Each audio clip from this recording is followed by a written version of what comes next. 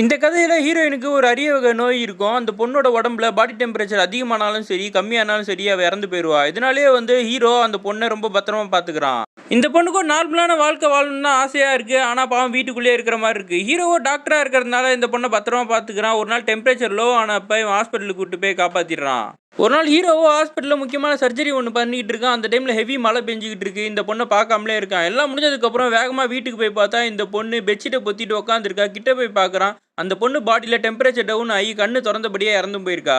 Heroine இறந்ததுலேருந்து hero ரொம்ப சோகமாக சுற்றிக்கிட்டு இருக்கான். வீட்டில் கலைஞ்சு போன பொருள் எல்லாமே வேலைக்கு போயிட்டு வந்ததுக்கப்புறம் எல்லாமே நார்மலாக அடுக்கி இருக்கு. பக்கத்து வீட்டு பொண்ணு ஹீரோ கிட்டே இறந்து போன ஹீரோயின் மாதிரியே நடந்துகிட்டு இருக்கா. எனக்கு ஒன்றுமே புரியல.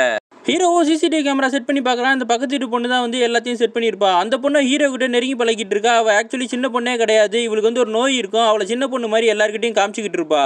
அது மட்டும் இல்லாமல் ஹீரோ அடையணுன்ற காரணத்துக்காக தான் இந்த பொண்ணு ஹீரோயினுக்கு ஏசி டெம்பரேச்சர் அதிகமாக வச்சு அந்த பொண்ணை கொண்டிருந்திருப்பா. இப்போ ஹீரோ கிட்ட போயிட்டு என்னை ஏற்றுக்கன்னும் போது ஹீரோ இந்த உண்மை எல்லாம் தெரிஞ்ச உடனே அந்த பொண்ணை போட்டு கொன்னுடுறான்.